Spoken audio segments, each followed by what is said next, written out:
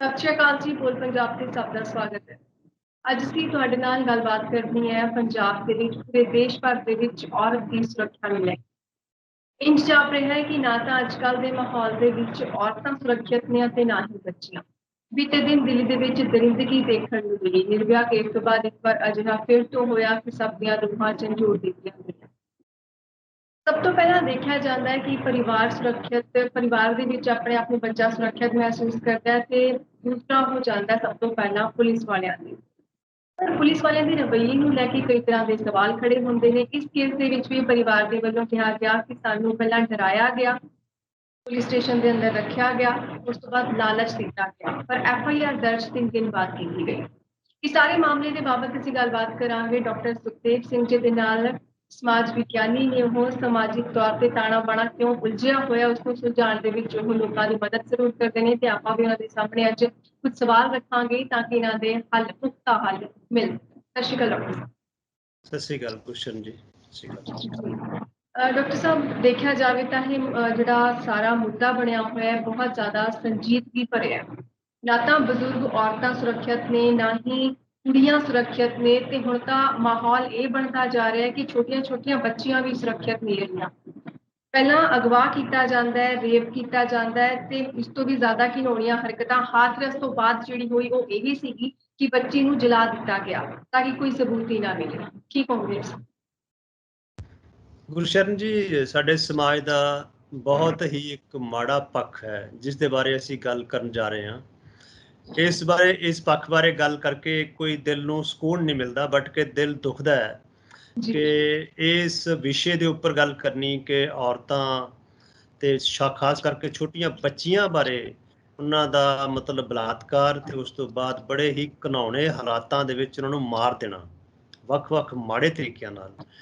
ਉਹ ਸਮਾਜ, ਭਾਰਤੀ ਸਮਾਜ, ਜਿੱਥੇ ਕਿ ਔਰਤ ਦੀ ਇੱਕ ਬਹੁਤ ਵੱਡੀ ਉੱਚੀ ਪਲੇਸ ਹੁੰਦੀ ਸੀ।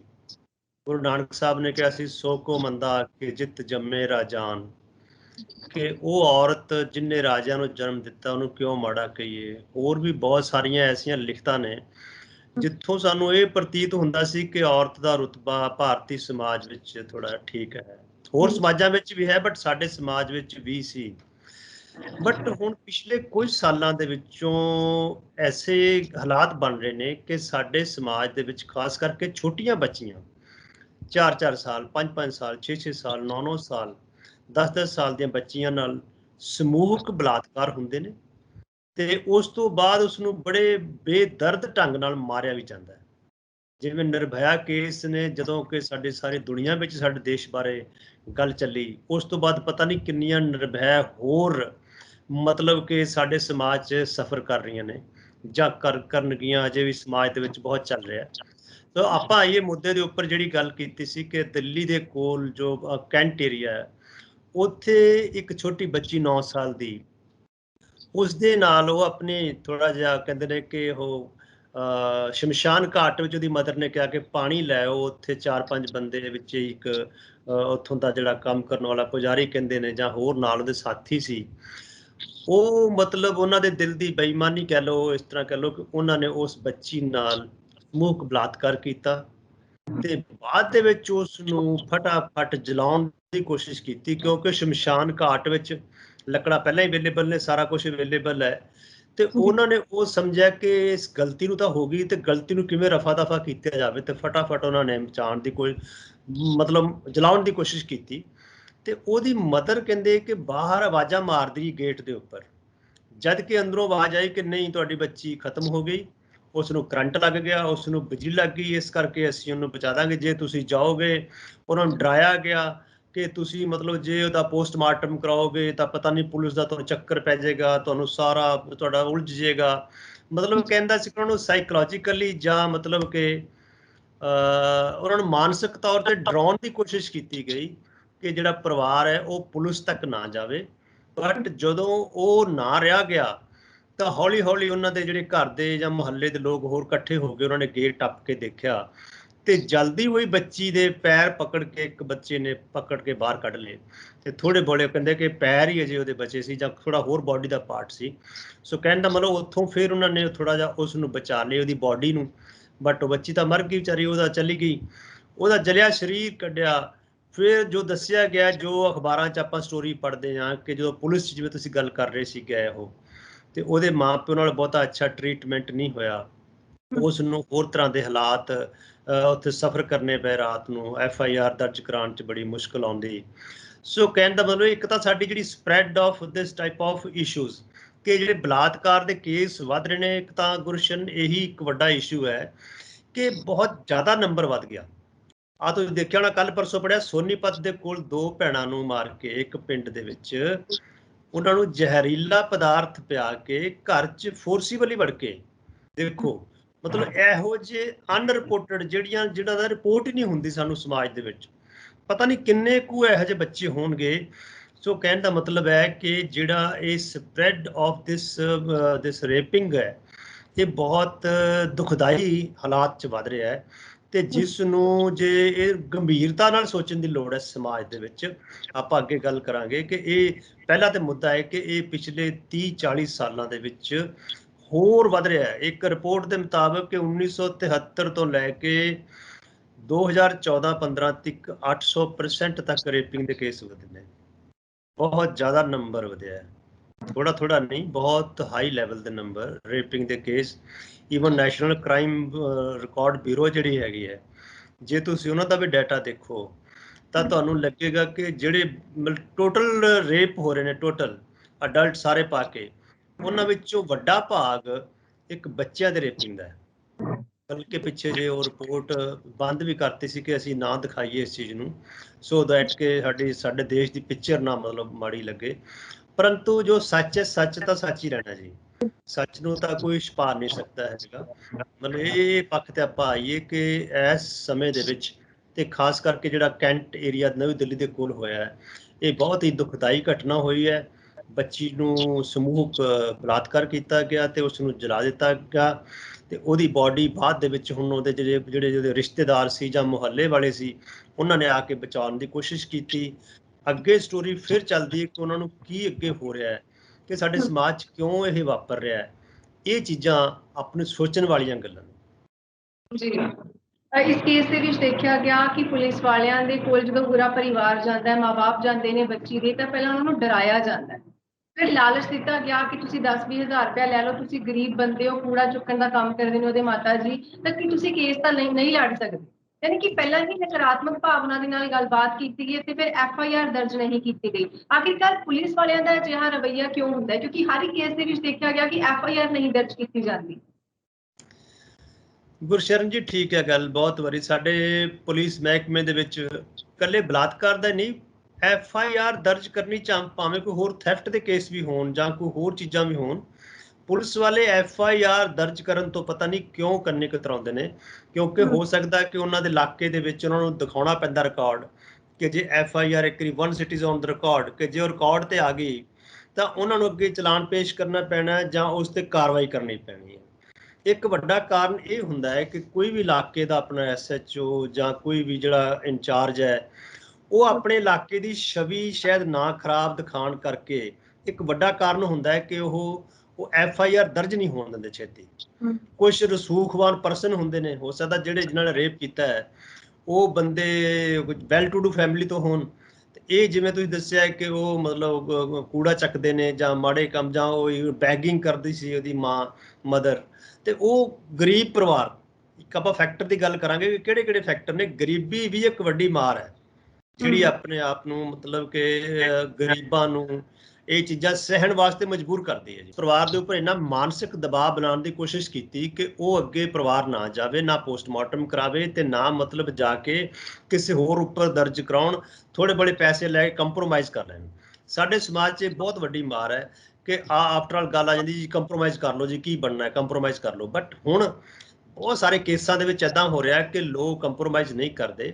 ਮਤਲਬ ਕੁੜੀਆਂ ਵੀ, ਲੜਕੇ ਜਾਂ ਉਹਨਾਂ ਦੇ ਫਾਦਰ ਮਦਰ ਵੀ ਥੋੜੇ ਅਵੇਅਰ ਹੋ ਚੁੱਕੇ, ਦੇ ਗੋ ਫॉर ਫਾਈਟ। ਉਹ ਲੜਦੇ ਨੇ ਕਿ ਅਸੀਂ ਕੇਸ ਜਵਾਵਾਂਗੇ। ਜਿਸ ਤਰ੍ਹਾਂ ਤੁਸੀਂ ਗੱਲ ਕੀਤੀ ਪਹਿਲਾਂ UP 'ਚ ਕੇਸ ਹੋਏ ਪਹਿਲਾਂ, ਉਹ ਵੀ ਮਤਲਬ ਕਿ ਕਿੰਨਾ ਦੁਖਦਾਈ ਘਟਨਾਵਾਂ ਹੋਈਆਂ, ਤੇ ਰਸੂਖਵਾਨ ਪਰਸਨ ਨੇ ਜਿਹੜੇ ਮਤਲਬ ਕਿ ਆਪਣੇ ਆਪ ਨੂੰ ਇੰਨਾ ਉੱਚਾ ਸਮਝਦੇ ਨੇ ਪੈਸੇ ਦੇ ਦਬਾਅ ਥੱਲੇ ਜਾਂ ਕਿਸੇ ਪਦਵੀ ਦੇ ਦਬਾਅ ਕਰਕੇ ਜਾਂ ਮਤਲਬ ਕਿਸੇ ਉੱਚੇ ਰੁਤਬੇ ਕਰਕੇ, ਸੋ ਇਹ ਦਬਾਉਣ ਦੀ ਕੋਸ਼ਿਸ਼ ਕਰਦੇ ਨੇ।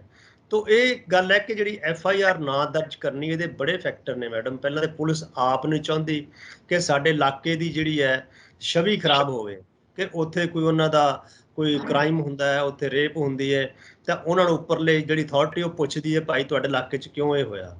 सो सब तो वड्डी गल हुंदी है, तुसीं देखो कि कल्ले इस केस च नहीं, होर केसां विच भी थैफ्ट भावें कार चोरी हो जाए जां होर छेती केस नहीं दर्ज करदे। ਤੁਹਾਡੇ ਬਟੂਏ ਚੋਰੀ ਹੋ ਜਾਣ, ਉਹ ਕਹਿਣਗੇ ਨਹੀਂ ਜੀ ਕੰਪਰੋਮਾਈਜ਼ ਕਰ ਲਓ ਜੀ, ਕੋਈ ਨਹੀਂ ਹੁੰਦਾ ਜੀ, ਲੱਭਦਾ ਨਹੀਂ ਕੁਛ ਜੀ, ਜਾਂ ਇੱਕ ਪਲੇਨ ਕਾਗਜ਼ ਤੇ ਲਿਖ ਲੈਣਗੇ, ਥੋੜੇ ਚਿਰ ਬਾਅਦ ਉਹ ਡਿਸਟਰੋਏ ਕਰ ਦੇਣਗੇ। ਮਤਲਬ ਰਜਿਸਟਰਡ ਦੇ ਉੱਪਰ ਜਾਂ ਰੋਜ਼ ਨਾਮਚੇ ਦੇ ਉੱਪਰ ਨਹੀਂ ਦਰਜ ਕਰਦੇ ਕਈ ਵਾਰ ਛੇਤੀ, ਜਿੰਨਾ ਚਿਰ ਫਿਰ ਉਹ ਕੋਈ ਪ੍ਰੈਸ਼ਰ ਗਰੁੱਪ ਨਹੀਂ ਬਣਦਾ।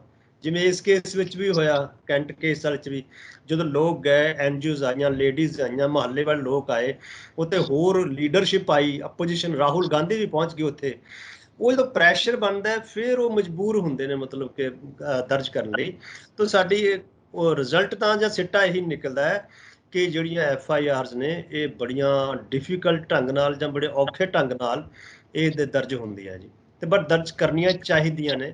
ਅਸੀਂ ਤਾਂ ਪੁਲਿਸ ਵਾਲਿਆਂ ਨੂੰ ਬੇਨਤੀ ਕਰਾਂਗੇ ਭਾਈ ਤੁਸੀਂ ਵੀ ਸਮਾਜ ਦਾ ਹਿੱਸਾ ਹੋ, ਆਪਾਂ ਵੀ ਸਾਰੇ ਬੇਟੀਆਂ ਵਾਲੇ ਆ, ਵੀ ਤੁਸੀਂ ਵੀ ਉਹ ਚੀਜ਼ ਨੂੰ ਸਮਝੋ ਤੇ ਜੇ ਕੋਈ ਹੁੰਦਾ ਤੇ ਨਿਆਂ ਜਲਦੀ ਕਰਨ ਦੀ ਕੋਸ਼ਿਸ਼ ਕਰੋ ਜੀ। ਇੱਕ ਇਸ ਖਬਰ ਦੇ ਵਿੱਚ ਇਹ ਵੀ ਨਿਕਲ ਕੇ ਸਾਹਮਣੇ ਆ ਰਿਹਾ ਸੀ, ਮੈਂ ਦਾ ਪ੍ਰਿੰਟ ਆਊਟ ਦਾ ਵਾਇਰ ਦੀ ਉਹ ਰਿਪੋਰਟ ਦੇਖੀ ਜਿੱਥੇ ਉਹਨਾਂ ਨੇ ਨਾਂਗਲ ਪਿੰਡ ਦੇ ਵਿੱਚ ਜਾ ਕੇ ਉਹ ਸਾਰੀ ਰਿਪੋਰਟ ਤਿਆਰ ਕੀਤੀ ਸੀ, ਉਸ ਪਰਿਵਾਰ ਨੂੰ ਮਿਲਿਆ ਸੀਗਾ ਕਿ ਜਾਤੀ ਦਾ ਜਿਹੜਾ ਇੱਕ ਜਾਤੀ ਸੂਚਕ ਸ਼ਬਦ ਉਹਨਾਂ ਨੂੰ ਕਹੇ ਜਾ ਰਹੇ ਸਨ ਕਿ ਜਾਤੀ ਕਰਕੇ ਵੀ ਉਹਨਾਂ ਦੇ ਨਾਲ ਭੇਦਭਾਵ ਹੋਇਆ, ਕਿਉਂਕਿ ਲੋਕਾਂ ਦੇ ਵਿੱਚ ਉਹਨਾਂ ਆਕਰੋਸ਼ ਨਹੀਂ ਦੇਖਿਆ ਗਿਆ। ਇਹ ਖਬਰ ਨੂੰ ਉਸ ਹੱਦ ਤੱਕ ਵਧਾ ਕੇ ਵੀ ਦਿਖਾਇਆ ਨਹੀਂ ਗਿਆ, ਦੱਸਿਆ ਨਹੀਂ ਗਿਆ, ਲੋਕਾਂ ਤੱਕ ਪਹੁੰਚਾਇਆ ਨਹੀਂ ਗਿਆ ਕਿ ਆਖਿਰਕਾਰ ਇਹ ਹੋਇਆ ਕੀ ਹੈ। ਇਹ ਖਬਰਾਂ ਦੇ ਵਿੱਚ ਉਸ ਸਮੇਂ ਆਈ ਜਦੋਂ ਰਾਹੁਲ ਗਾਂਧੀ ਉਹਨਾਂ ਦੇ ਘਰ ਜਾਂਦੇ ਨੇ, ਉਸ ਪਰਿਵਾਰ ਨੂੰ ਮਿਲਦੇ ਨੇ। ਉਸ ਤੋਂ ਬਾਅਦ ਚਾਹੇ ਹੰਸਰਾਜ ਹੰਸ ਗਏ ਹੋਣ, ਰਾਕੇਸ਼ ਟਿਕੈਤ ਵੀ ਗਏ ਸਨ, ਕੇਜਰੀਵਾਲ ਵੀ ਗਏ ਸਨ, ਪਰ ਧਰਨਾ ਪ੍ਰਦਰਸ਼ਨ ਹਲੇ ਵੀ ਜਾਰੀ ਹੈ। ਕੀ ਜਾਤੀ ਦਾ ਰੋਲ ਹੈ ਕੋਈ?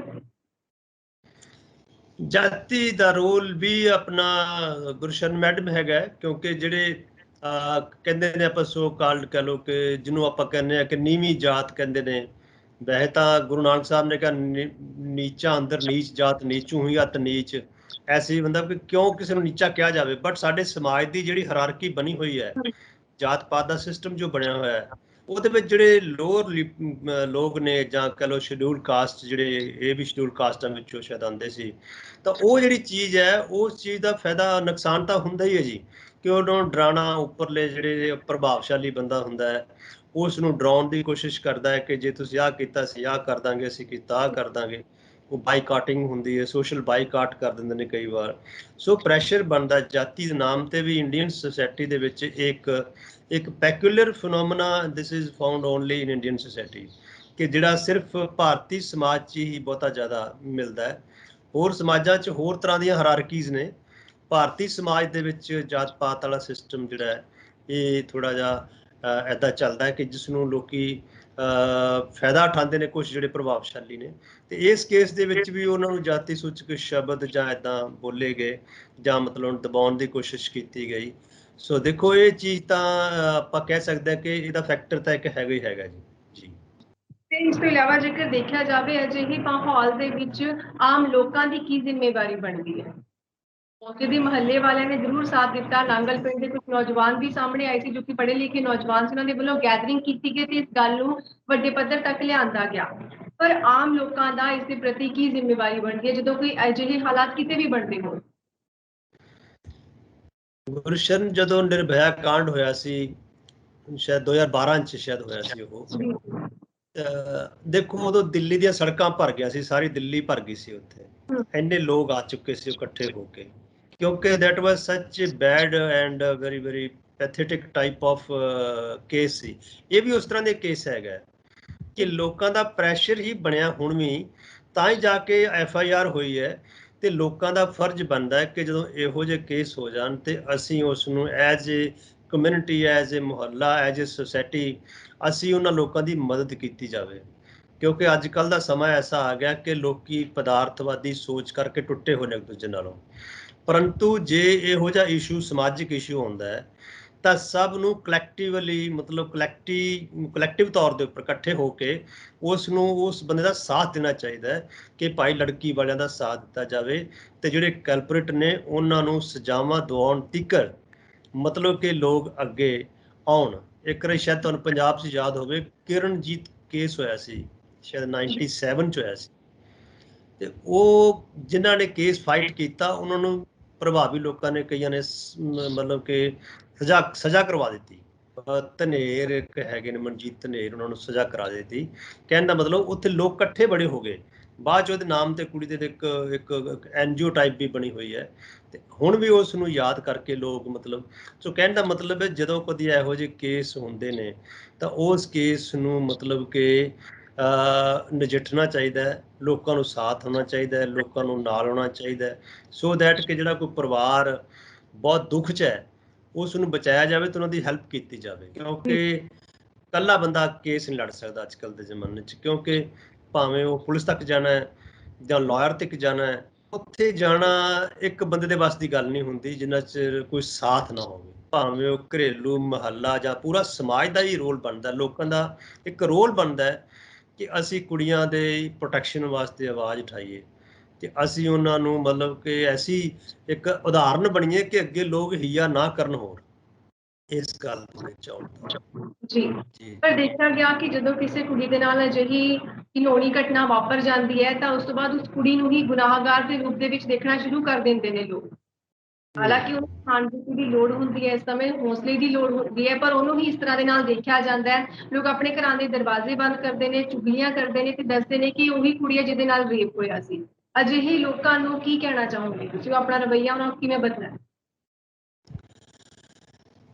ਇਹ ਇੱਕ ਬਹੁਤ ਹੀ ਦੁਖਦਾਈ ਆਸਪੈਕਟ ਹੈ ਜੀ। ਇੱਕ ਬਹੁਤ ਸਾਰੇ ਲੋਕ ਸਾਡੇ ਸ਼ੱਕ ਨਾਲ ਨਿਗਾਹ ਦੇਖਦੇ ਨੇ, ਇਸ ਪਾਸ ਕਰਕੇ ਉਹ ਤਾਂ ਵੱਡੀ ਜੇ ਕੁੜੀ ਹੈ, ਇਹਦਾ ਰੇਪ ਹੋ ਗਿਆ ਤੇ ਜੇ ਉਹ ਘਰ 'ਚ ਚੱਲਦੀ ਫਿਰਦੀ ਹੈ, ਵਿਹੜੇ 'ਚ ਮੁਹੱਲੇ 'ਚ ਜਾਂ ਜਾ ਰਹੀ ਹੈ, ਤਾਂ ਲੋਕ ਉਸ ਨੂੰ ਉਸ ਨਿਗਾਹ ਨਾਲ ਨਹੀਂ ਦੇਖਦੇ ਜਿਹੜੀ ਪਹਿਲਾਂ ਦੇਖਦੇ ਸੀ ਕਿ ਇਹ ਕੁੜੀ ਹੈ ਜਿਹਦਾ ਨਾਲ ਰੇਪ ਹੋਇਆ ਸੀ। ਇਹ ਵੀ ਇੱਕ ਦੇਖੋ, ਜਿਹੜੇ ਬਾਹਰਲੇ ਮੁਲਕ ਨੇ ਉਹਨਾਂ ਤੋਂ ਜੇ ਉਦਾਹਰਨ ਲਈਏ ਤੇ ਕਹਿੰਦੇ ਜੇ ਉੱਥੇ ਕੋਈ ਇਸ ਤਰ੍ਹਾਂ ਦਾ ਕੇਸ ਹੋ ਵੀ ਜਾਵੇ ਤੇ ਗੌਰਮੈਂਟ ਪ੍ਰੋਟੈਕਟ ਦਾ ਹੋਲ ਥਿੰਗ, ਕਿ ਉਹਨਾਂ ਨੂੰ ਪ੍ਰੋਟੈਕਟ ਵੀ ਕਰਦੇ ਨੇ ਇਨ ਕੇਸ ਜੇ ਕੋਈ ਇਸ਼ੂ ਵੀ ਹੋ ਜਾਂਦਾ ਉਸ ਰੇਪਿੰਗ ਕੇਸ ਦੇ ਵਿੱਚੋਂ, ਤੇ ਗੌਰਮੈਂਟ ਪ੍ਰੋਵਾਈਡ ਫੁੱਲ ਪ੍ਰੋਟੈਕਸ਼ਨ। ਪਰ ਸਾਡੇ ਕੇਸ ਦੇਸ਼ ਦੇ ਵਿੱਚ ਹੈਗਾ ਕਿ ਕੁੜੀ ਨੂੰ ਹੀ ਦੋਸ਼ੀ ਮੰਨਿਆ ਜਾਂਦਾ ਹੈ, ਕਿ ਕਈ ਵਾਰ ਲੋਕ ਸ਼ੱਕ ਦੀ ਨਿਗਾਹ ਦੇਖਦੇ ਨੇ ਕਿ ਪਤਾ ਨਹੀਂ ਭਾਈ ਇਹਦੀ ਕੋਈ ਸ਼ਾਇਦ ਕੋਈ ਮਨਸ਼ਾ ਜਾਂ ਅੰਦਰੋਂ ਐਦਾਂ ਦਾ ਕੁਝ ਸੋਚੇ, ਉਹ ਤਾਂ ਵੱਡੇ ਕੇਸਾਂ 'ਚ ਹੀ। ਪਰ ਜਿਹੜਾ ਪ੍ਰੈਜ਼ੈਂਟ ਕੇਸ ਆਪਾਂ ਡਿਸਕਸ ਕਰ ਰਹੇ ਹਾਂ ਤੇ ਛੋਟੀ 9 ਸਾਲ ਦੀ ਬੱਚੀ ਹੈ ਜਿਹਨਾਂ ਨੂੰ ਅਜੇ ਪੂਰਾ ਡਿਵੈਲਪ ਵੀ ਨਹੀਂ ਬਾਡੀ ਹੋਈ ਹੁੰਦੀ, ਜਾਂ ਮਤਲਬ ਕਿ ਪੂਰਾ ਮਤਲਬ ਪਤਾ ਵੀ ਨਹੀਂ ਹੁੰਦਾ ਇਸ ਚੀਜ਼ ਦਾ ਕਿ ਇਹਦੇ ਨਾਲ ਕੁੜੀ ਨੂੰ ਪਤਾ ਵੀ ਹੋਣਾ ਮੇਰੇ ਨਾਲ ਕੀ ਹੋ ਰਿਹਾ ਹੈ। ਸੋ ਇਹ ਜਿਹੜਾ ਪ੍ਰੈਜ਼ੈਂਟ ਕੇਸ ਹੈ ਇਹ ਬਹੁਤ ਹੀ ਚਾਈਲਡ ਰੇਪ ਕੇਸ ਹੈ। ਜੇ ਅਡਲਟ ਵਾਲਾ ਕੇਸ ਨੂੰ ਦੇਖੀਏ ਉਹ ਅਲੱਗ ਕੇਸ ਹੁੰਦੇ ਨੇ, ਉਹਦੇ ਵਿੱਚ ਜਿਹੜੀ ਉਹ ਤੁਸੀਂ ਕਹਿ ਰਹੇ ਹੋ ਗੱਲ ਕਿ ਉਹ ਲੋਕੀ ਚੰਗਾ ਨਹੀਂ ਸਮਝਦੇ, ਦੈਟ ਇਜ਼ ਡਿਫਰੈਂਟ ਇਸ਼ੂ। ਇਹ ਜਿਹੜਾ ਪ੍ਰੈਜ਼ੈਂਟ ਕੇਸ ਹੈ ਇਹਦੇ ਵਿੱਚ ਤਾਂ ਬੱਚੀ ਨੂੰ ਪਤਾ ਵੀ ਨਹੀਂ ਹੋਣਾ ਗੁਲਸ਼ਨ ਕਿ ਉਹ ਕਿੰਨੀ ਕੁ ਮਤਲਬ ਕਿ ਉਸ ਨੂੰ ਮਤਲਬ ਸੈਕਸੁਅਲ ਹਰਾਸਮੈਂਟ ਕਰਨ ਜਾ ਰਹੇ ਨੇ ਲੋਕ ਤੇ ਕੀ ਉਹਦੇ ਨਾਲ ਕਰਨ ਜਾ ਰਹੇ ਨੇ। ਅਡਲਟ ਵਾਲੇ ਕੇਸ ਵਿੱਚ ਪੁਰਾਣੇ ਸਮਿਆਂ 'ਚ ਵੀ ਕਹਿੰਦੇ ਕਿ ਹੁੰਦੇ ਸੀ ਰੇਪਿੰਗ, ਪੁਰਾਣੇ ਸਮਿਆਂ ਦੇ ਵਿੱਚ ਵੀ, but that was adult case, ਕੋਈ ਵੱਡੇ ਹੁੰਦੇ ਸੀ ਉਦੋਂ। ਕਿ ਜਦੋਂ ਹੁਣ ਮਤਲਬ ਨੇ ਕਿ ਹੁਣ ਬੱਚੀਆਂ ਨਾਲ ਬਹੁਤ ਰੇਪ ਹੋਣ ਲੱਗ ਗਏ। ਜਿਹੜਾ ਮੇਨ ਇਸ਼ੂ ਹੈ ਕਿ ਸਾਡੇ ਸਮਾਜ ਦੇ ਵਿੱਚ ਸਮਾਲ ਚਾਈਲਡ, ਛੋਟੀਆਂ ਬੱਚੀਆਂ ਨਾਲ ਰੇਪ ਬਹੁਤ ਹੋਣ ਲੱਗ ਗਏ। ਇਹ ਇੱਕ ਬੜਾ ਦੁਖਦਾਈ ਟਾਈਪ ਆਫ ਆਸਪੈਕਟ ਹੈਗਾ ਜੀ। ਸੋ ਇਸ ਨੂੰ ਆਪਾਂ ਲਈਏ ਤਾਂ ਬੱਚੀਆਂ ਨੂੰ ਬਚਾਉਣਾ ਬਹੁਤ ਜ਼ਰੂਰੀ ਹੈ।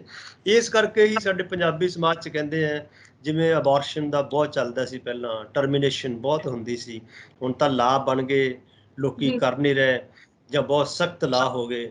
ਤੇ ਪਹਿਲਾਂ ਕੀ ਹੁੰਦਾ ਸੀ ਕਿ ਕਹਿੰਦੇ ਸੀ ਕਿ ਵੀ 500 ਰੁਪਇਆ ਲਾਓ ਪਾਓ, ਅੱਜ ਤੋਂ 40-50 ਸਾਲ ਪਹਿਲਾਂ ਗੱਲ ਕਰਦੇ ਸੀ ਕਿ ਟਰਮੀਨੇਸ਼ਨ ਕਰਾਓ ਤੇ 5 ਲੱਖ ਤੋਂ ਬਚੋ। ਜਿਵੇਂ ਹੁਣ ਵੀ ਕਹਿੰਦੇ ਕਿ ਥੋੜਾ 50,000 ਲਾਓ ਤੇ 50 ਲੱਖ ਤੋਂ ਬਚੋ, ਕਿਉਂਕਿ ਸਾਡੀ ਡੋਰੀ ਸਿਸਟਮ ਹੈ, ਸਾਡੇ ਹੋਰ ਹੈ, ਇਨਸਿਕਿਉਰਿਟੀ ਆਫ ਦਾ ਗਰਲਸ ਹੈ ਸਮਾਜ ਦੇ ਵਿੱਚ। ਇਸ ਕਰਕੇ ਕਈ ਵਾਰੀ ਮਾਪੇ ਧੀਆਂ ਨੂੰ ਜੰਮਣ ਤੋਂ ਪਹਿਲਾਂ ਹੀ ਮਾਰ ਦਿੰਦੇ ਸੀ। ਇਹ ਸਮਾਜ ਦੇ ਵਿੱਚ ਬਹੁਤ ਦੁਖਦਾਈ ਆਸਪੈਕਟ ਸੀ, ਸਾਡੇ ਸਮਾਜ 'ਚ ਵੀ ਬਹੁਤ ਸੀ, ਬਟ ਹੁਣ ਕੁਝ ਚੇਂਜ ਹੋਇਆ ਮਨ, ਹੁਣ ਲੋਕੀ ਨਹੀਂ ਕਰਦੇ, ਪਹਿਲਾਂ ਬਹੁਤ ਜ਼ਿਆਦਾ, ਕਿਉਂਕਿ ਪਹਿਲਾਂ ਲੀਗਲ ਸੀ। ਜਦੋਂ 1970 80 ਦੇ ਵਿੱਚ ਨਾ ਇਸ ਨੂੰ ਲੀਗਲ ਕੀਤਾ ਹੋਇਆ ਸੀ, ਕਿਉਂਕਿ ਪਾਪੂਲੇਸ਼ਨ ਕੰਟਰੋਲ ਕਰਕੇ ਉਸ ਵੇਲੇ ਦੀ ਗੌਰਮੈਂਟ ਨੇ ਡਿਸੀਜਨ ਲਿਆ ਕਿ ਐਨੀਬੋਡੀ ਕੈਨ ਟਰਮੀਨੇਟ ਦਾ ਫੀਟਸ। ਉਹ ਜਿਹੜੀ ਚੀਜ਼ ਹੋਰ ਸੀ, ਹੁਣ ਹੋ ਗਿਆ ਸਖਤੀ ਨਾਲ ਕਿ ਹੁਣ ਨੋਬੋਡੀ ਕੈਨ, ਜੇ ਡਾਕਟਰ ਕਰਦਾ ਵੀ ਕੋਈ ਜਾਂ ਡਾਕਟਰ ਨਹੀਂ ਕਰਦੇ ਕੋਈ ਤਾਂ ਉਸ ਨੂੰ ਪਨਿਸ਼ੇਬਲ ਹੈ, ਫੈਂਸ ਹੈਗਾ ਕਿ। ਸੋ ਇਸ ਕਰਕੇ ਇਹ ਜਿਹੜੀ ਚੀਜ਼ ਹੈ ਮਤਲਬ ਬੱਚੀਆਂ ਨੂੰ ਬਚਾਉਣਾ ਸਾਡੇ ਸਮਾਜ ਲਈ ਬਹੁਤ ਜ਼ਰੂਰੀ। ਜਸਟ ਇਮੈਜਨ ਕਿ ਜੇ ਹਰ ਕੋਈ ਬੰਦਾ ਚਾਹੇਗਾ ਮੇਰੇ ਕੋਲ ਲੜਕਾ ਹੀ ਪੈਦਾ ਹੋਵੇ ਤਾਂ ਫਰੋਮ ਵੇਅਰ ਦਾ ਗੱਲ ਵਿਲ ਕਮ, ਕਿ ਕਿੱਥੋਂ ਕੁੜੀਆਂ ਆਉਣਗੀਆਂ ਤੇ ਸਮਾਜ ਵਿੱਚ ਇੱਕ ਹੋਰ ਤਰ੍ਹਾਂ ਦਾ ਇੰਬੈਲੈਂਸ ਕ੍ਰੀਏਟ ਹੋ ਜਾਏਗਾ ਜਿਹੜਾ ਪਹਿਲਾਂ ਹੀ ਹੋਇਆ ਹੈ। ਜਿਹੜਾ ਕਿ ਪਹਿਲਾਂ ਹੀ ਇੰਬੈਲੈਂਸ ਹੋਇਆ ਹੈ। ਹੁਣ ਤੁਸੀਂ ਦੇਖੋਗੇ ਨਾ, ਕੁੜੀਆਂ ਨਹੀਂ ਮਿਲਦੀਆਂ ਕਈ ਵਾਰ।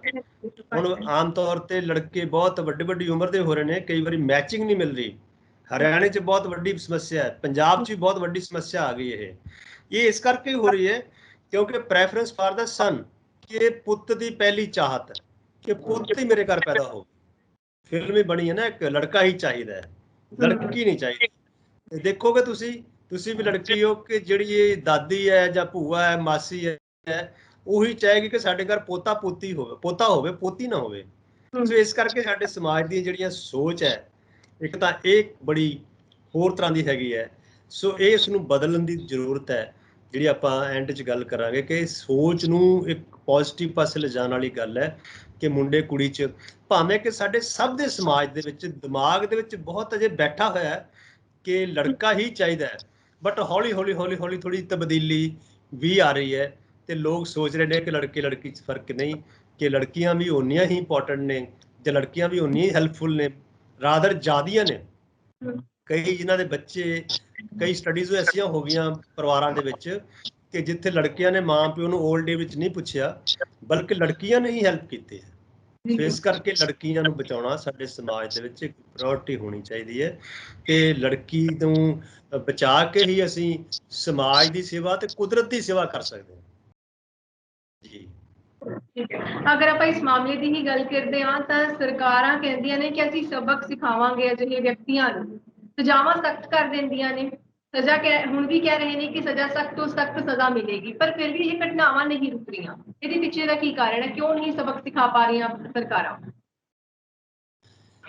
ਇਹ ਗੱਲ ਬਹੁਤ ਦਰੁਸਤ ਹੈ ਤੁਹਾਡੀ ਗੁਰਸ਼ਨ ਮੈਡਮ, ਕਿ ਲਾ ਬਹੁਤ ਬਣੇ ਹੋਏ ਨੇ, ਜਿਵੇਂ ਸਾਡਾ ਹੁਣ ਪੋਸਕੋ ਹੈਗਾ, protection of child from sexual offence like this act 2012-13 ਦਾ ਬਣਿਆ ਹੋਇਆ, ਜਿਹੜਾ ਬਹੁਤ ਸਖਤ ਹੈ। ਉਹਦੇ ਵਿੱਚ ਕੀ ਹੈ ਕਿ ਬਸ ਉਹਦੇ 'ਚ ਜਿਹੜਾ ਮਤਲਬ ਕਿ ਰੇਟ ਆਫ ਪਨਿਸ਼ਮੈਂਟ ਹੈ ਉਹ ਜ਼ਿਆਦਾ ਸਿਰਫ 2-3% ਹੈ। ਜੇ ਸਟੱਡੀ ਦੇਖੋ ਨਾ ਤੁਸੀਂ, ਪਾਸਕੋ ਦੇ ਅੰਡਰ ਵੀ ਜਿਹੜਾ ਲਾਅ ਬਣਿਆ ਹੋਇਆ ਹੈ, ਪਰ ਜਿਹੜਾ ਪਨਿਸ਼ਮੈਂਟ, ਕਿਉਂਕਿ ਲੋਕ ਪਹਿਲਾਂ ਤੇ ਇਮੋਸ਼ਨਲ ਹੋ ਕੇ ਆਪਾਂ ਕਰ ਲੈਂਦੇ ਹਾਂ ਕਿ ਹਾਂਜੀ ਇਹਨਾਂ ਨੂੰ ਫਾਂਸੀ ਹੋ ਜਾਏਗੀ, ਇਹਨਾਂ ਨੂੰ ਆਹ ਹੋ ਜਾਊਗਾ, ਇਹਨਾਂ ਨੂੰ ਆਹ ਹੋ ਜਾਊਗਾ, ਬਟ ਹੌਲੀ ਸਮਾਂ ਪੈਣ ਦੇ ਨਾਲ ਵੱਡੇ ਕੇਸ, ਸਾਡੇ ਸਮਾਜ ਦਾ ਸਿਸਟਮ ਐਸਾ ਕਹਿ ਲਓ ਕਿ ਉਹ ਲੋਕ ਆਪਣੇ ਆਪ ਨੂੰ ਬਚਾ ਲੈਂਦੇ ਨੇ ਡਿਊ ਟੂ ਵੇਰੀਅਸ ਮੀਨਸ, ਆਪਣੀ ਰੁਤਬੇ ਕਰਕੇ ਜਾਂ ਹੋਰ ਕਨੈਕਸ਼ਨਸ ਕਰਕੇ, ਕਿਸੇ ਨਾ ਕਿਸੇ ਰੁਤਬੇ ਨੂੰ ਯੂਜ਼ ਕਰਕੇ, ਕਿਸੇ ਪੋਲਿਟਿਕਸ ਨੂੰ ਯੂਜ਼ ਕਰਕੇ, ਕਿਸੇ ਹੋਰ ਸਿਸਟਮ ਨੂੰ ਯੂਜ਼ ਕਰਕੇ ਉਹ ਬਚ ਜਾਂਦੇ ਨੇ ਜੀ। ਇਹ ਗੱਲ ਸੱਚ ਹੈ ਕਿ ਸਾਡੇ ਜਿਹੜੀ ਪਨਿਸ਼ਮੈਂਟ ਹੁੰਦੀ ਹੈ, ਜੇ ਕਿਸੇ ਨੂੰ 20 ਸਾਲ ਦੀ ਸਜ਼ਾ ਹੋਈ ਹੈ ਤਾਂ ਉਹ ਬੰਦਾ 8-10 ਸਾਲ 'ਚ ਬਾਹਰ ਆ ਜਾਂਦਾ ਹੈ, ਕਿਉਂਕਿ ਉਹ ਪਤਾ ਨਹੀਂ ਕੋਈ ਕਰਦੇ ਨੇ, ਉਹਨਾਂ ਦੀ ਕਮਿਊਟ ਕਰਾ ਲੈਂਦੇ ਨੇ ਜਾਂ ਕੁਛ ਇਸ ਤਰ੍ਹਾਂ ਦਾ ਕੋਈ ਬਹਾਨਾ ਬਣਾ ਲੈਂਦੇ ਨੇ, ਕੋਈ ਬਿਮਾਰੀ ਦਾ ਬਹਾਨਾ ਬਣਾ ਲਿਆ, 100 ਤਰ੍ਹਾਂ ਦੇ ਹਿੱਲੇ ਕਰਕੇ ਉਹ ਮਤਲਬ ਕਿ ਕੇਸ ਬਹੁਤ ਸਾਰੇ ਦਿੱਲੀ 'ਚ ਕੇਸ ਹੋਏ ਨੇ, ਇਹੋ ਜਿਹੇ ਤੰਦੂਰ ਕਾਂਡ ਵੀ ਹੋਇਆ, ਤੁਹਾਨੂੰ ਯਾਦ ਹੈ ਕਿ ਉਹ ਜਿਹੜੇ ਸੀ ਬੰਦੇ ਉਹ ਛੇਤੀ ਬਾਹਰ ਆ ਗਏ ਕਿਉਂਕਿ ਪ੍ਰਭਾਵੀ ਪਰਿਵਾਰਾਂ ਨਾਲ ਸੀ ਬੰਦੇ ਜੁੜੇ ਹੋਏ। ਸੋ ਕਹਿਣ ਦਾ ਮਤਲਬ ਹੈ ਕਿ ਜਦੋਂ ਤੱਕ ਸ਼ਕਤੀ ਜਿਹੜੀ ਹੈ, ਜਿਵੇਂ ਕਹਿੰਦੇ ਨੇ ਕਿ ਮਤਲਬ ਜਿਹੜੀ ਬਹੁਤ ਜ਼ਿਆਦਾ ਇੰਬੈਲੈਂਸ ਆਫ ਦਾ ਪਾਵਰਸ ਨੇ, ਤੇ ਜਿਹੜੀਆਂ ਮਤਲਬ ਕਿ ਜਿਨ੍ਹਾਂ ਕੋਲ ਨਹੀਂ ਕੋਈ ਪਾਵਰ ਹੈਗੀ ਉਹ ਸਫਰ ਕਰਦੇ ਨੇ, ਜਿਨ੍ਹਾਂ ਕੋਲ ਪਾਵਰ ਹੈ ਉਹ ਬਹੁਤ ਸਾਰਾ ਮਾੜੇ ਕੰਮ ਕਰਕੇ ਬਚ ਜਾਂਦੇ ਨੇ। ਉਹ ਜਿਹੜੀ ਪਾਵਰ ਹੈ, ਇਨਇਕੁਐਲਿਟੀ ਸਮਾਜ 'ਚ ਵੱਧ ਰਹੀ, ਜਿਵੇਂ ਆਪਾਂ ਗੱਲ ਤੁਸੀਂ ਕਾਸਟ ਦੀ ਕੀਤੀ, ਇਕੱਲੀ ਕਾਸਟ ਦੀ, ਇਨਇਕੁਐਲਿਟੀਜ਼ ਬਹੁਤ ਵੱਧ ਗਈਆਂ। ਇੱਕ ਪਾਸੇ ਲੋਕਾਂ ਕੋਲ ਬਹੁਤ ਬਿਲੀਅਨਰ ਲੋਕ ਹੋ ਗਏ, ਸਾਡੇ ਦੇਸ਼ 'ਚ ਬਹੁਤ ਅਮੀਰ ਵੀ ਲੋਕ ਹੈਗੇ, ਗਰੀਬ ਦੇਸ਼ ਸਾਡਾ, ਬਟ ਸਭ ਤੋਂ ਵੱਧ ਅਮੀਰ ਸਾਡੇ ਦੇਸ਼ 'ਚ ਨੇ, ਲੱਖਾਂ ਦੀ ਗਿਣਤੀ 'ਚ ਬਿਲੀਅਨਰ ਨੇ। ਬਟ ਦੂਜੇ ਪਾਸੇ ਗਰੀਬੀ ਇੰਨੀ ਵੱਡੀ ਹੋ ਗਈ ਸਾਡੇ ਸਮਾਜ 'ਚ, ਤੁਸੀਂ ਦੇਖੋਗੇ ਕਿ ਹੁਣ ਤਾਂ ਐਸੀਆਂ ਗੱਲਾਂ ਨੇ ਜਿਹੜੀਆਂ ਮੈਂ ਇੱਥੇ ਸ਼ੇਅਰ ਨਹੀਂ ਕਰ ਸਕਦਾ, ਕਿ ਲੋਕ ਇੱਥੋਂ ਤੱਕ ਜਾ ਰਹੇ ਨੇ ਰੋਜ਼ੀ ਰੋਟੀ ਲਈ ਆਪਣਾ ਸਭ ਕੁਛ ਲਟਾਉਣ ਨੂੰ ਤਿਆਰ ਨੇ, ਕਿਉਂਕਿ ਉਹ ਇੱਕ ਵੱਖਰਾ ਪੱਖ ਹੈਗਾ ਕਿ ਗਰੀਬੀ ਕਰਕੇ ਲੋਕ ਉਹ ਕਰਦੇ ਨੇ। ਸੋ ਕਹਿਣ ਦਾ ਮਤਲਬ ਕਿ ਪਨਿਸ਼ਮੈਂਟ ਥੋੜਾ ਜਿਹੜਾ ਕੁਐਸਚਨ ਹੈ ਉਹ ਘੱਟ ਹੈ। ਜੇ ਪਾਸਕੋ ਦੇ ਵਿੱਚ ਵੀ ਦੇਖੋ, ਜੇ ਸਟੱਡੀ ਦੇਖੋ ਜਾਂ ਸਾਇੰਟੀਫਿਕ ਸਟੱਡੀ ਦੇਖੋ ਕੀਤੀਆਂ ਲੋਕਾਂ ਨੇ, ਤਾਂ ਉਹ ਜਿਹੜੀ ਪਨਿਸ਼ਮੈਂਟ ਰੇਟ ਹੈ ਉਹ ਬੜਾ ਥੋੜਾ ਹੈ, ਕਿਉਂਕਿ ਇੱਕ ਤਾਂ ਸਾਡੇ ਦੇਸ਼ ਵਿੱਚ ਜੱਜਿਸ ਦੀ ਬੜੀ ਕਮੀ ਹੈ ਜੀ। ਜੱਜ ਜਿਹੜੇ ਨੇ, ਜਿਵੇਂ ਚਾਈਨਾ ਵਿੱਚ ਨੇ, ਉਹ ਬਹੁਤ ਹਾਈ ਨੰਬਰ ਤੇ ਨੇ, ਜਾਂ ਹੋਰ ਦੇਸ਼ਾਂ ਵਿੱਚ ਬਹੁਤ ਹਾਈ ਨੰਬਰ ਤੇ, ਪਰ 10 ਲੱਖ 1 ਮਿਲੀਅਨ ਲੋਕਾਂ ਲਈ ਇੰਨੇ ਜੱਜ ਚਾਹੀਦੇ ਨੇ, ਘੱਟੋ ਘੱਟ 100 ਜੱਜ, ਜਿਹੜੇ ਛੇਤੀ ਤੁਹਾਨੂੰ ਮਤਲਬ ਸਾਡੀ ਪੈਂਡੈਂਸੀ ਆਫ ਦਾ ਕੇਸਿਸ ਬਹੁਤ ਜ਼ਿਆਦਾ ਹੈ ਕਿ ਜੱਜਿਸ ਸਾਹਿਬ ਕੋਲ ਆਉਂਦੇ ਨੇ, ਕੇਸ ਬਹੁਤ ਲੰਬਾ ਸਮਾਂ ਲੱਗ ਜਾਂਦਾ ਹੈ।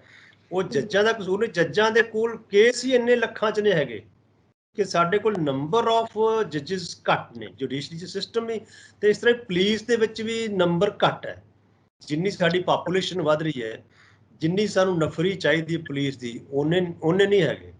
ਭਾਵੇਂ ਤੁਸੀਂ ਟ੍ਰੈਫਿਕ ਪੁਲਿਸ ਦੇਖੋ, ਇੰਨੀ ਟ੍ਰੈਫਿਕ ਵੱਧ ਗਈ, ਇੰਨੇ ਸਾਡੇ ਵਹੀਕਲ ਆ ਰਹੇ, ਸਾਡੇ ਕੋਲ ਉਹ ਟ੍ਰੈਫਿਕ ਪੁਲਿਸ ਦੇ ਬੰਦੇ ਹੀ ਘੱਟ ਨੇ ਮੁਲਾਜ਼ਮ, ਇਸ ਕਰਕੇ ਵੱਡੇ ਵੱਡੇ ਜਾਮ ਲੱਗੇ ਹੁੰਦੇ ਨੇ।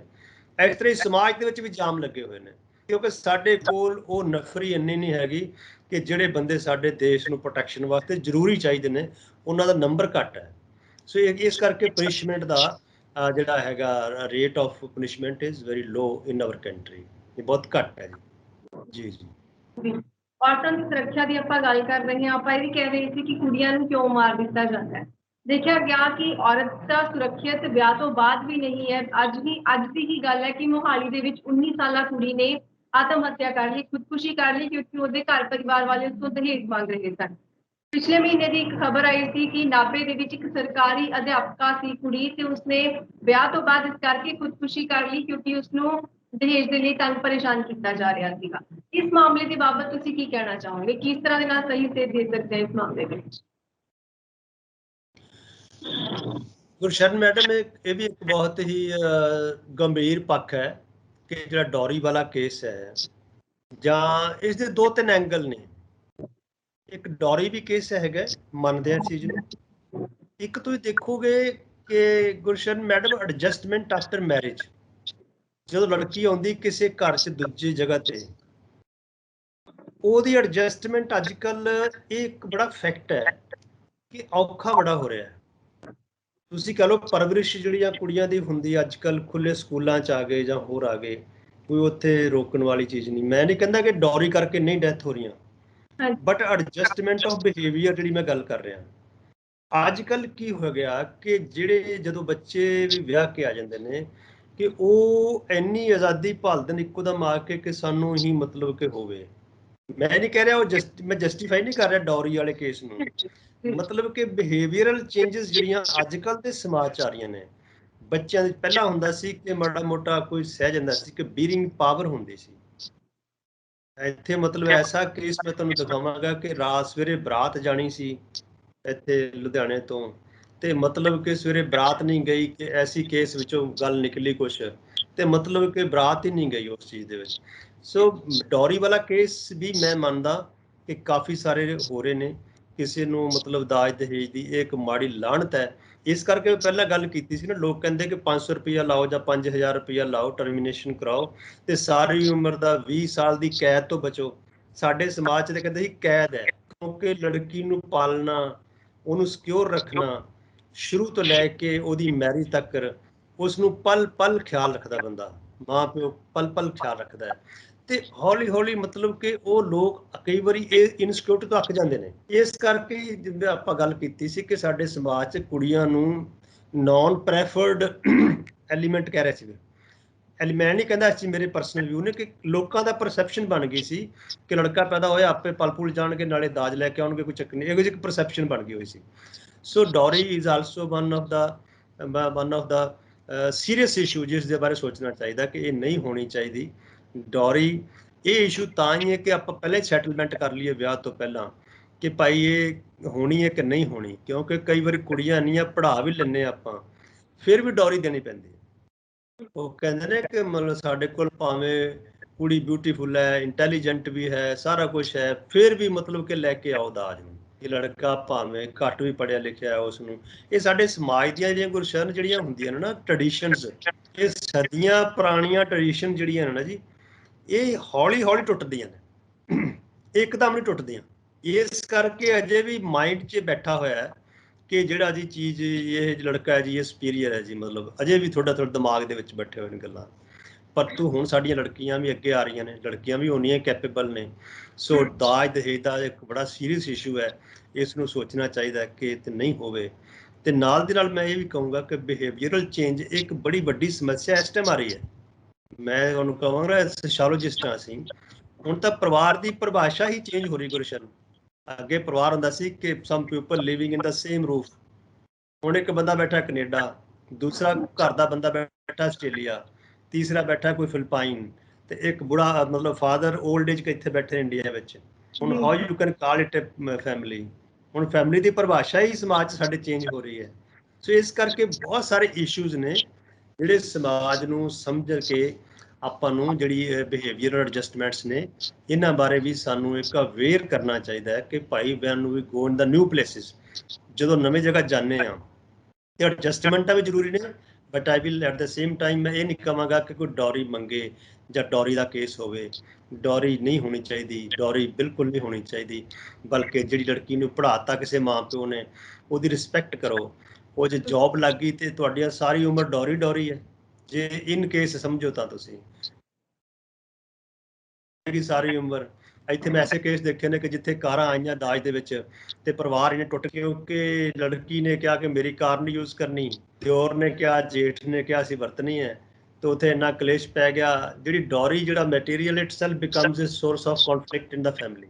ਕਈ ਵਾਰੀ ਇਹ ਚੀਜ਼ਾਂ ਵੀ ਸਾਹਮਣੇ ਆ ਜਾਂਦੀਆਂ ਨੇ। ਸੋ ਇਹ ਡੌਰੀ ਜਿਹੜੀ ਹੈ ਇਹਦੇ ਮਲਟੀਪਲ ਜ਼ਿਆਦਾ ਨੈਗੇਟਿਵ ਹੀ ਨਿਕਲਦੇ ਨੇ। ਮੈਂ ਤਾਂ ਇਹ ਦੇਖਿਆ ਡੌਰੀ ਨੋ ਡਾਊਟ ਕਿ ਲੋਕੀ ਇੱਕਦਮ ਤਿੜਾ ਮਾਰਦੇ ਨੇ ਕਿ ਯਾਰ ਅਸੀਂ ਇੰਨੇ ਲੱਖ ਲੈ ਲਿਆ ਜਾਂ ਸਾਨੂੰ ਆਹ ਮਿਲ ਗਿਆ, ਕਾਰ ਮਿਲ ਗਈ, ਵੱਡੀ ਮਿਲ ਗਈ, ਬਟ ਉਹਦੀ ਜੇ ਇੰਪਲੀਕੇਸ਼ਨ ਦੀ ਸਟੱਡੀ ਕਰੋਗੇ ਤੁਹਾਨੂੰ ਲੱਗੇਗਾ ਕਿ ਜ਼ਿਆਦਾ ਦੁਖਦਾਈ ਪਾਰਟੀ ਹੈ। ਉਹ ਕਹਿੰਦੇ ਨੇ ਕਿ ਸਾਰੀ ਚੋਕੀ ਨਾਲ ਅੱਧੀ ਸੁੱਕੀ ਖਾ ਲਈਏ ਤਾਂ ਜ਼ਿਆਦਾ ਬੈਟਰ ਹੈ। ਸੋ ਉਹ ਇਸ ਚੀਜ਼ ਵਾਲੀ ਗੱਲ ਹੈ ਕਿ ਕਈ ਵਾਰ ਡੌਰੀ ਦਾ ਮਟੀਰੀਅਲ ਜਿਹੜਾ ਹੈ ਜਦੋਂ ਉਹਦੀ ਬਾਅਦ ਚ ਵਰਤੋਂ ਹੁੰਦੀ ਸਾਂਝੇ ਪਰਿਵਾਰ ਦੇ ਵਿੱਚ ਤਾਂ ਉਹ ਉਸ ਤੋਂ ਵੀ ਦੁਖਦਾਈ ਪਾਰਟ ਬਣ ਜਾਂਦਾ ਕਈ ਵਾਰ। ਜੀ ਜੀ ਜੀ ਜੀ ਬਹੁਤ ਵਧੀਆ ਤੁਸੀਂ ਮੈਸੇਜ ਦਿੱਤਾ ਜਾਣ ਤੋਂ ਪਹਿਲਾਂ। ਤਾਂ ਡਾਕਟਰ ਸਾਹਿਬ ਤੁਸੀਂ ਸਾਡੇ ਇਸ ਪ੍ਰੋਗਰਾਮ ਦੇ ਵਿੱਚ ਆਏ ਔਰ ਆਪਣਾ ਕੀਮਤੀ ਸਮਾਂ ਸਾਨੂੰ ਦਿੱਤਾ, ਸਾਰੀ ਜਾਣਕਾਰੀ ਸਾਡੇ ਨਾਲ ਸਾਂਝੀ ਕੀਤੀ, ਇਸ ਦੇ ਲਈ ਬਹੁਤ ਬਹੁਤ ਧੰਨਵਾਦ। ਬਹੁਤ ਬਹੁਤ ਧੰਨਵਾਦ ਗੁਰਸ਼ਰਨ ਜੀ, ਥੈਂਕ ਯੂ ਵੈਰੀ ਮਚ।